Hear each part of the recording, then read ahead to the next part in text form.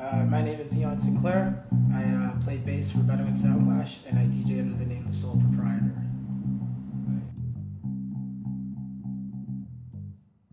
I got into music early in my life. My father was a DJ, not a commercial DJ, but kind of a family DJ, and he was the guy in the family, which was quite large, that collected the most records and had, the hot tunes when they were hot. And so when I was born into an environment where there was a lot of vinyl around. My mom also really loves music, and so they just were always playing music. And by the time I got to school age, I got to choose instruments and went from alto sax to the bass guitar, where I ended up. So yeah, it was probably around, I started playing piano around 5, I think. So I guess it's been that long, around 14. Yeah, I decided to go to Queen's University because I was pursuing a degree in education. So I was accepted to the concurrent education program there.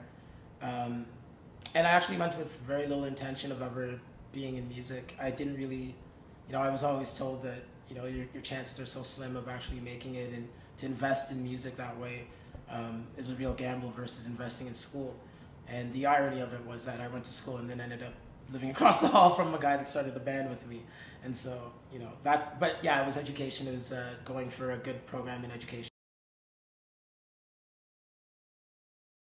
Clicked right away, and it wasn't really music that bonded us right off the bat necessarily. It was just, various just ways of being and living. And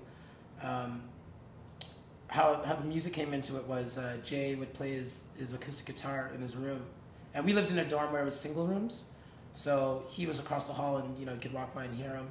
And one day I brought my bass guitar up because I always played in the jazz bands in high school, and I thought I might join the jazz band at Queen's or something like that, which is kind of funny now. But and one day I was playing in my room, I plugged in and played, and he came over and said, "Oh, I didn't know you played." And then we just started jamming, and the things that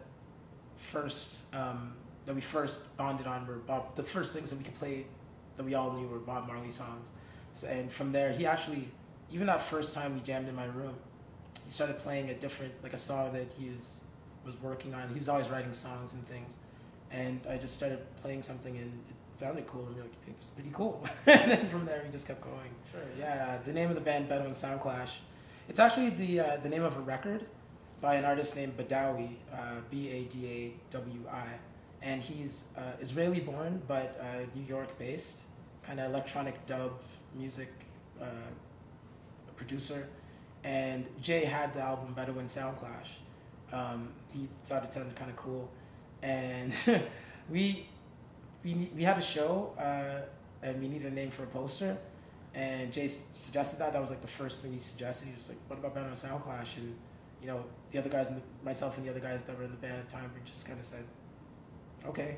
But it wasn't really, we didn't really have a better alternative, and we thought it sounded kind of cool too, so we just went with it. And what's great about it is the name, when you separate it, it actually has a lot of meaning based on what we do for us, because the Bedouins are like a nomadic tribe of people from Northern Africa and the Middle East, and they travel around a lot, which is something that a touring musician will do. And then the Soundclash part of it has really close connection to Jamaica and reggae. And obviously, we put a lot of reggae into what we do, and it's a big part of our history as a band and my personal history. So, it kind of ended up, we grew into the name anyway, so, yeah.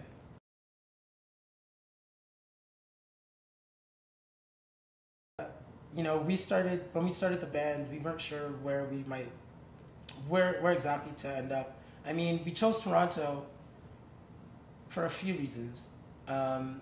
The first being that in terms of this industry, in terms of the music industry, it's the biggest city. There's the most opportunity, there's the most attention, there's the most venues to potentially play. But at the same time, that also means there's the most competition in some ways. So it was a little risky, and that was one thing that we did consider. But, I'm born native Torontonian. Our original drummer, Pat, was born in Toronto and moved to Kingston. Jay's dad grew up in Toronto, around the Fort York area. So we have family ties to the city as well, which made it feel a lot more comfortable than some other cities. We did consider Montreal actually first before Toronto, because Montreal tends to be a little bit cheaper to live in, and they also have an equally thriving, art scene as well.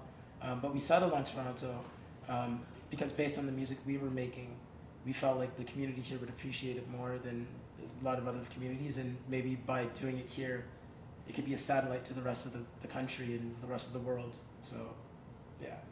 Seems like I mean, Toronto fans in particular, you know, if by choosing Toronto, you know, you can choose Toronto, but you won't get successful as Toronto chooses you. You know what I mean? So we chose to come to Toronto because we felt that we had something to say that was valid to the people here. And we felt like we could get heard here. Thankfully, it was the people of Toronto, you know, largely that that pushed us to success. So I'd say, you know, Toronto in particular, The Edge 102.1 was a big satellite for us as well. And yeah, we're very thankful to Toronto for many things, but especially for giving us a great start.